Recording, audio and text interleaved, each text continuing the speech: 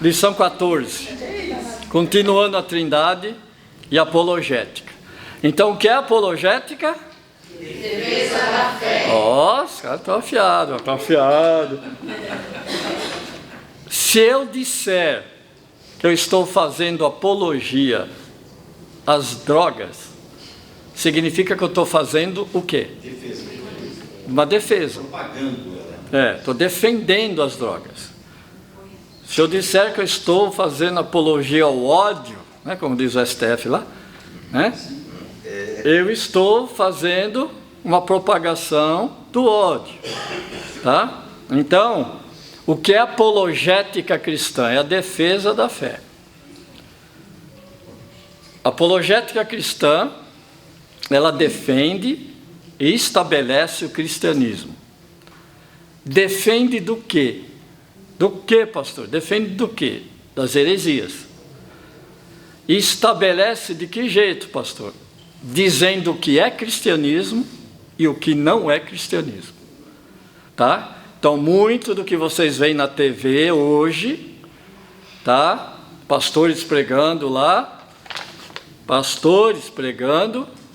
não é cristianismo. Tá? É uma mistura. É um cristianismo diluído, tá? Não é o cristianismo. Então, vamos lá. Invariavelmente haverá pessoas que se oporão ao ensino da Trindade. Portanto, aqui estão algumas das objeções mais comuns com suas respectivas respostas. Então, agora nós vamos estar fazendo apologética, que é a área que eu amo, que me fez praticamente ser cristão. Responder às pessoas que nos prensam na parede, né? Eu mesmo adoro quando uma pessoa tenta me prensar aí, e eu amo. Se eu não souber, eu vou atrás depois e eu volto para a prensada, tá bom? Então, antes deixa eu explicar uma coisa, irmãos. Como é que funciona isso daí? Funciona da seguinte forma. Vocês viram que quando um avião cai, tem uma investigação tremenda para descobrir por que ele caiu, não é assim?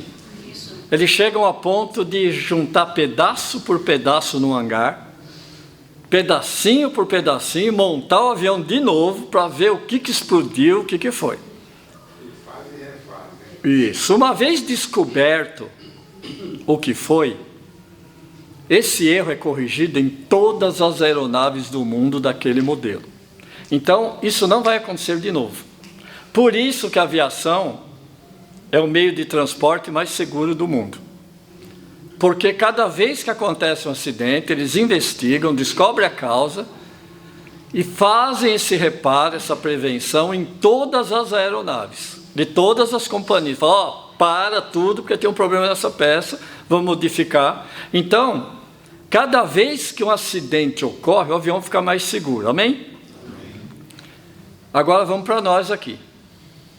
Cada vez que você entrar num debate e não tiver uma resposta, e ficar de boca aberta, não sei o que responder, isso vai te ajudar a pesquisar, a aprender a resposta, e a próxima vez que você perguntar, que alguém perguntar aquilo de novo, tcharam, você já tem a resposta.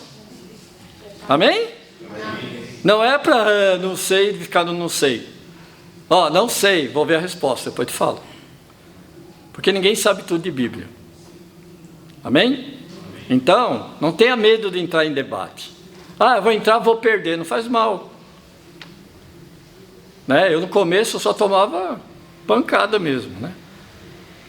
Aí ainda tomo, mas fui melhorando, né? Então tem muita coisa que a pessoa vai me responder, eu já tenho a resposta na ponta da língua, eu já sei até o que ela vai falar. Isso é muito bom, né? Você está explicando um negócio, já sabendo que a pessoa vai perguntar antes. Aí a gente responde, a pessoa pensa, nossa, como o pastor é inteligente. Não, é que lá atrás eu já tomei umas invertidas, entende? Mas eu falei uma vez só, eu vou ter a resposta a próxima vez. E assim a gente vai melhorando, amém? Então não tenham medo de entrar em debate. Cada vez que você entrar em debate, você vai ficar melhor. Isso vai estar te ajudando. Tá? Não é para se acovardar. Então vamos lá. Primeira objeção que as pessoas fazem contra a Trindade. Ah, mas a Trindade não está na Bíblia. Tá? É a primeira, mais comum. Então, primeiro, é lógico afirmar que, como a palavra Trindade não é encontrada na Bíblia, seu conceito não é ensinado ou não pode estar lá. A questão é se o conceito é ensinado ou não. Não se a palavra específica é encontrada lá ou não. Então, você não vai encontrar a palavra Trindade na Bíblia, vai? Mas não é por isso que o conceito, o ensino, não está lá. Então, esse é um argumento falso, tá? Que faz você ficar aí sem ter resposta, como se tudo tivesse que ter um nome na Bíblia. Mas nós vamos ver que não é assim. Segundo, existem muitos conceitos bíblicos nos quais as pessoas acreditam que não são encontrados na Bíblia. Por exemplo, as seguintes palavras não são encontradas na Bíblia: onisciência. O que significa onisciência? Que Deus sabe tudo. Deus é onisciente? Sim. E onde que está na Bíblia a palavra onisciente? Não tem. Mas o conceito tem. Tá? Por isso que a gente pode falar. Onipotência, que significa todo-poderoso. Onipresença, que significa presente em todos os lugares. Mas usamos essas palavras para descrever os atributos de Deus. Terceiro, as seguintes são outras palavras que a Bíblia não usa, mas os conceitos são mencionados. Ateísmo é o ensino de que não há Deus. Salmo 14, 1. Diz o insensato em seu coração: não há Deus. Aqui está falando de um ateu. O ateu é o que, segundo a Bíblia? Insensato. É um insensato. Né? Falta-lhe senso. Tá bom?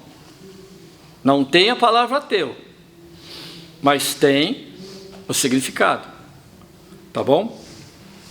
Divindade, que significa qualidade divina ou caráter divino. Porém, falamos da qualidade divina do Senhor Deus. Veja Salmo 139. Então, nós vemos no Salmo 139 que vai falar sobre divindade. A palavra divindade não está na Bíblia também. Estamos juntos até aqui? O que eu estou querendo dizer até agora? Que uma palavra não precisa estar necessariamente na Bíblia para explicar uma doutrina. Então, o argumento de que Trindade não está na Bíblia é inválido, porque o ensino está, a doutrina está. E as evidências. A Trindade foi o nome que foi forjado para explicar esse negócio aqui. Que negócio? Como é que chama isso? Que Deus é Pai, Deus é Filho, Deus é Espírito, mas é um só Deus, mas está em três pessoas. Como é que nós vamos chamar isso? Um dia se reuniram num concílio, né? E falaram: vamos dar o nome disso de Trindade? Vamos. Agora, quando a gente fala de Trindade, a gente sabe do que a gente está falando. Amém? Tá? Encarnação, que significa o verbo, Deus, que se fez carne. Porém, isso é definitivamente ensinado na Bíblia. Tá? A Bíblia não tem a palavra encarnação, mas é ensinada na Bíblia. Tá? Monoteísmo. Quem sabe o que é monoteísmo, menos professor.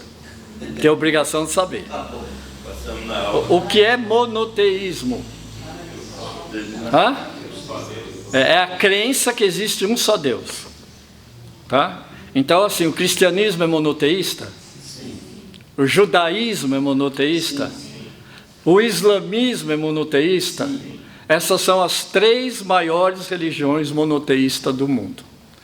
Eles vão nos acusar, os judeus e os islamistas, né, os muçulmanos, de que nós não somos monoteístas, que a gente quer em três deuses.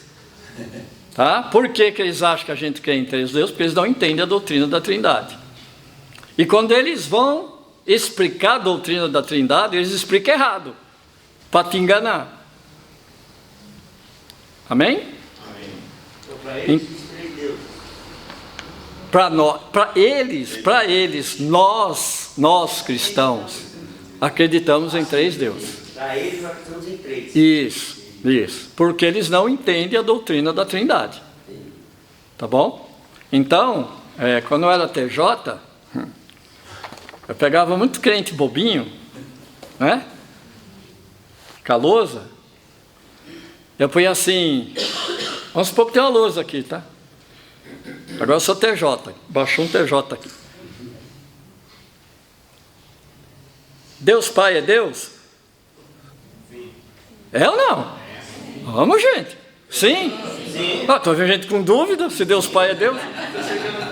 Agora vocês estão me assustando aqui. Ficaram com medo só de falar em TJ? O pastor estava conversando com o peixe. Então vamos lá. Não, aqui eu sou TJ. Tá? Deus Pai é Deus? Sim. Um. Jesus é Deus? Sim. Mais um.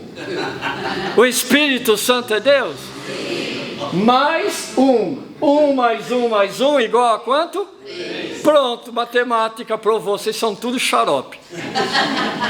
Vocês não conhecem nem matemática. A matemática não bate.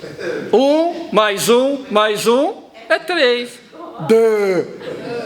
Entendeu? Como é que você sai dessa? Apologética. Pensa, cachola.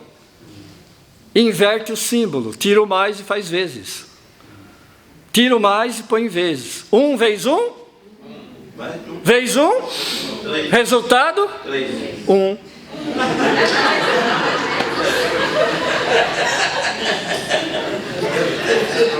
De volta para o primário. Ó, 1 vezes 1? Vezes 1? Resultado? Oh, glória. Vocês entenderam? Entenderam? Sim ou não? Vocês veem como vocês têm que pensar, não cair em pegadinha? Eu pegava um monte de crente com isso. O cara saía, entendeu? Aí lógico, tripudiava, né? Você não entende nem matemática, você quer entender Deus, rapaz? Você quer entender da Bíblia, você não entende nem de matemática? 1 mais 1 mais 1 é 3, pronto, acabou. E o cara fica, entendeu? É isso. Então, eu espero que no fim de tudo isso aqui, vocês não mandem mais um TJ embora da porta. Vocês têm argumento para discutir com ele e converter ele, porque ele precisa de Jesus, amém? Então vamos lá. Onde que eu parei aqui? Arrebatamento. Arrebatamento não. Encarnação, monoteísmo, isso. Arrebatamento, está certo. É o ensino de que os cristãos que estiverem vivos quando Jesus retornar serão arrebatados para encontrá-lo no ar. Está lá em Tessalonicenses 4, 16 ou 18. A palavra arrebatamento tem na Bíblia? Não. Mas o ensino tem.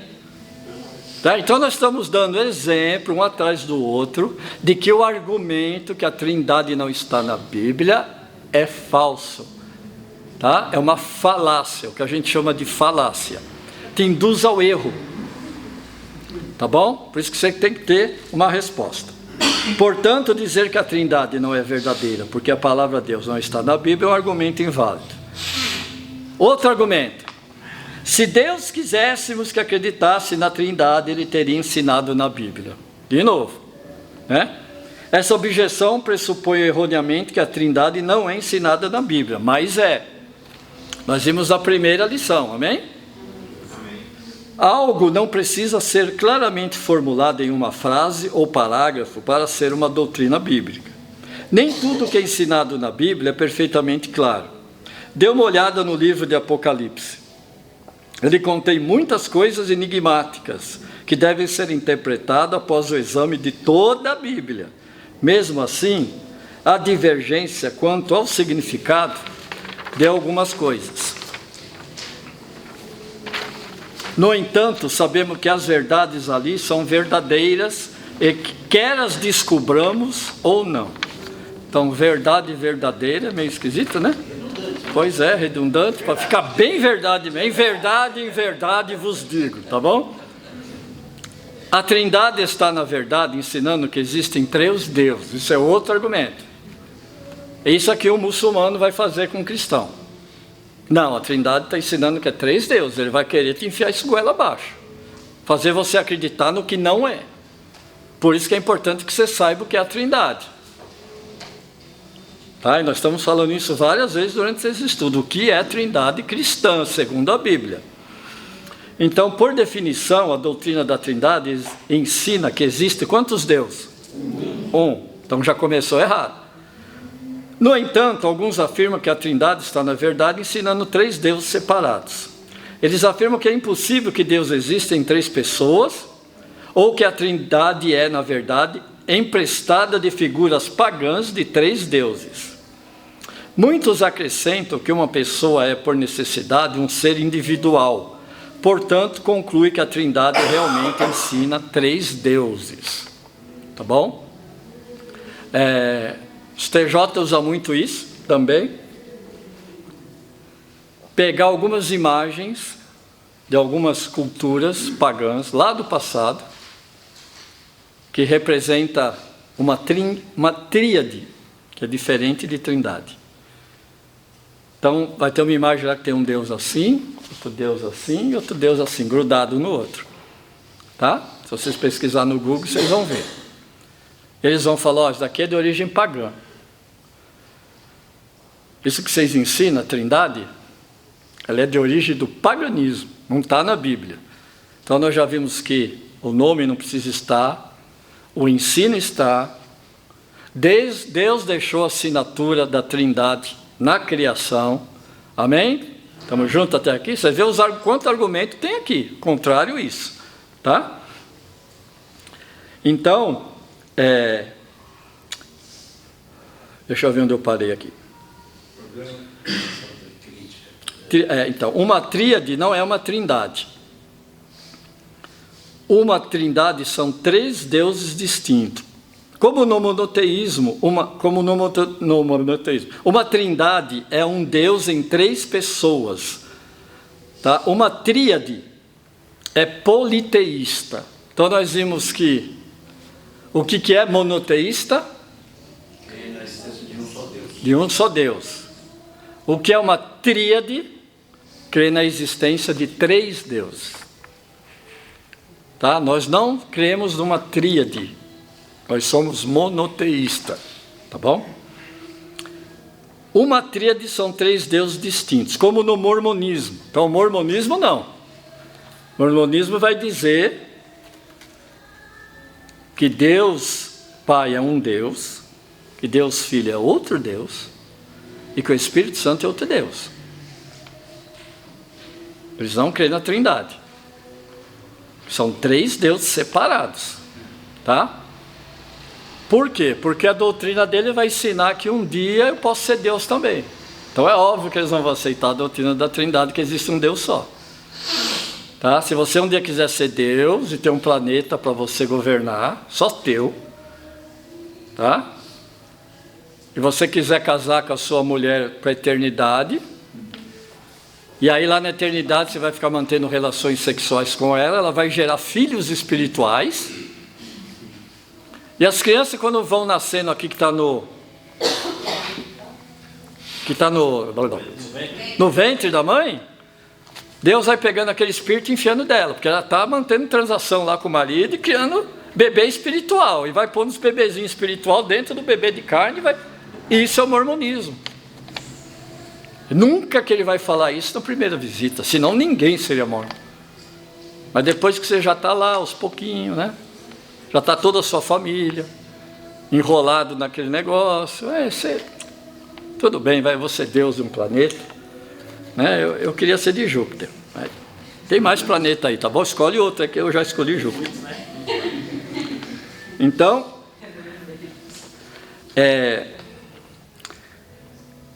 em terceiro lugar, não há razão lógica para negar a possibilidade de que 3 pessoas possam existir em um Deus. Os críticos podem não gostar, mas não é uma impossibilidade lógica. Deus é infinitamente complexo e não podemos compreender sua vastidão, nem simplesmente afirmar que ele não pode existir em 3 pessoas. Em vez disso, devemos consultar a Bíblia para ver o que ela diz sobre Deus e verificar se a Trindade é ensinada. Mas esse é outro assunto. Outro argumento contrário. Deus não pode morrer. Deus pode morrer? Jesus morreu? Jesus é Deus? Então Jesus não era Deus. Como é que Deus morre se Jesus é Deus, né? Uma das doutrinas que muitas pessoas não conseguem entender a respeito de Jesus é a doutrina da união hipostática. Lembra disso? Nominho difícil? Lembra. União hipostática. O ensinamento de que na única pessoa de Jesus existem 2 naturezas, divina e humana. Em outras palavras, Jesus é Deus e homem ao mesmo tempo. É por isso que vemos algumas escrituras que apontam para ele como divino e outras que apontam para ele como homem. É verdade que Deus não pode morrer. Também é verdade que o homem pode morrer, amém? Mas vemos que Jesus tem 2 naturezas, não uma. Então, qual natureza de Jesus morreu na cruz? A humana. Não é óbvio? Não é bem fácil entender isso? É só lembrar o nome, união hipostática, tá? Aí já é mais dificinho, né, esse nome? Você pode pôr o nome num filho teu aí de hipostático. Aí você não vai esquecer. É por isso que vemos algumas escrituras que apontam para ele como divino e outras que apontam para ele como homem. Então, foi a parte humana de Jesus que morreu na cruz, não a divina. Mas porque ele é Deus e homem em uma só pessoa, e porque ele era sem pecado, seu sacrifício é suficiente para cobrir os pecados do mundo. Amém? Outra, daqui nós já vimos uma vez, mas vamos retomar aqui. Deus não pode ser tentado. Jesus foi tentado. Portanto, Jesus não pode ser Deus. Outra afirmação. Tiago 1,13 diz: ninguém ao ser tentado diga, sou tentado por Deus, porque Deus não pode ser tentado pelo mal. Ele mesmo a ninguém tenta. Está vendo? Deus não pode ser tentado. Jesus foi tentado, então Jesus não era Deus. Também diz em Hebreus 14,15, porque não temos um sumo sacerdote que não possa compadecer-se de nossas fraquezas, mas um que, como nós, foi tentado em tudo, mas sem pecado. Está vendo que você tem que usar a Bíblia toda, não ficar só numa passagem? Como na pergunta anterior, a resposta está em compreender as 2 naturezas de Jesus. Como homem, Jesus podia ser tentado, mas como Deus, ele não foi tentado. Jesus veio como homem para cumprir a lei de Deus e ser o sacrifício pelo pecado. Ele fez isso como homem.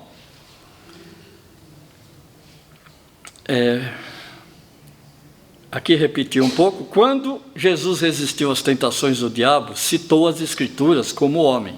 Naquele momento, ele não confiou em sua natureza divina ao realizar seu ministério terreno em Israel. Como homem, ele foi tentado, e como homem resistiu à tentação, confiando na palavra de Deus. Ele expulsou demônios pelo Espírito Santo, e não por sua própria natureza divina. Portanto, Jesus foi tentado em sua natureza humana, não em sua natureza divina. Ele não confiou em seu lado divino para ajudá-lo. Em vez disso, ele confiou completamente no Pai, no Espírito Santo e na Palavra de Deus para resistir com sucesso às tentações que lhe sobrevieram. Então, nós, quando fomos tentados, nós temos que também confiar em Deus, no Espírito Santo e na Palavra de Deus para resistirmos à tentação. Amém? Portanto, concluímos que Jesus não poderia ter pecado, mas que ele poderia ter sido tentado. Isto é, ele poderia ter uma opção pecaminosa apresentada a ele, como foi apresentada a Deus no deserto. Mas Jesus não teria pecado. O Salmo 106, 13 ao 15 diz: esqueceram-se depressa das suas obras. Não esperaram pelo seu conselho, mas desejaram ardentemente no deserto e tentaram a Deus na solidão.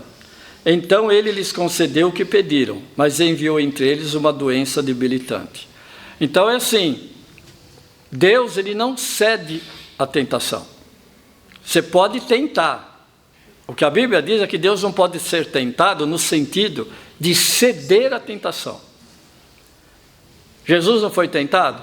Foi. No deserto? Foi. Ele cedeu? Não. Não, porque é impossível que Deus peque. Amém? Amém. Então, quem foi tentado foi o homem, a parte humana de Jesus. Tá? Por isso que é importante entender essas duas naturezas, que Jesus é Deus e homem. A doutrina da encarnação é que Jesus, que é a segunda pessoa da Trindade, acrescentou a si mesmo a natureza humana e se tornou homem. A Bíblia diz que Jesus é Deus em carne. No princípio era o Verbo estava com Deus, e o Verbo era Deus, e o Verbo se fez carne e habitou entre nós. Porque nele habita corporalmente, olha só, toda a plenitude da divindade. Colossenses 2,9. Está sendo bem claro que nele habita corporalmente, né, toda a divindade. Por isso sabemos que Jesus tem duas naturezas, ele é Deus e homem. Portanto, como homem, Jesus precisava orar. Quando orava, não orava para si mesmo, mas para Deus Pai. Tá? Essa é outra coisa. Se Jesus era Deus, quando ele orava para quem? Para ele mesmo? Não, ele orava para o Pai. Também é simples a resposta. Ele estava orando para o Pai. Ele, como homem, deu exemplo de orar, de jejuar, né? De obedecer às leis de Deus.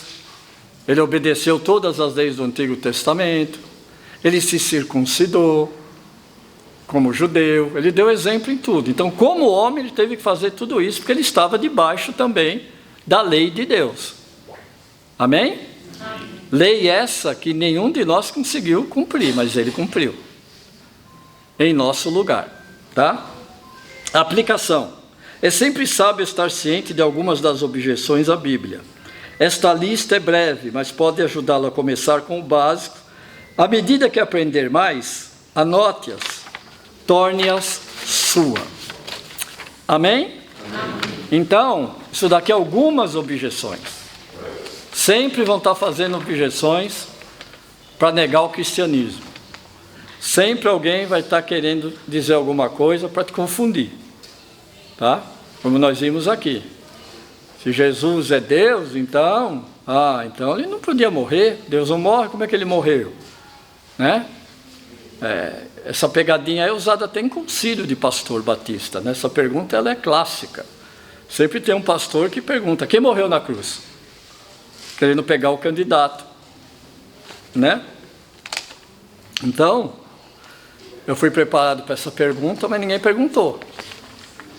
Né? As que eu sabia, ninguém perguntou. Porque o que eu ia responder? Quem morreu na cruz? Eu ia falar o Cordeiro de Deus. Pronto. Está errado? Acabou. Só isso. É o Cordeiro de Deus. Quer ver na Bíblia? Acabou. Está aí a resposta. Daí para frente você pode querer me prensar, mas eu já dei a resposta. Então, é isso, gente. Tá? Hoje nós acabamos, então, com a doutrina da Trindade. Eu peço que vocês estudem, tem as folhas, né? Se o irmão Antônio quiser, eu imprimo as que está faltando, tá bom? Vai? Então, mas é preciso ler, reler. Não tem jeito, gente, daqui é uma classe, amém? Numa classe você tem que estudar, não tem? Eu poderia dar uma provinha para vocês, tá? Mas a questão não é essa. A questão, eu poderia dar provinha para medir o conhecimento de vocês, para saber como é que nós estamos, né? Por isso que é melhor você fazer pergunta aqui, tá? Esclarecer elas, estudar em casa. Não entendeu? Me pergunta, me para no corredor, eu vou explicar de novo, não tem problema.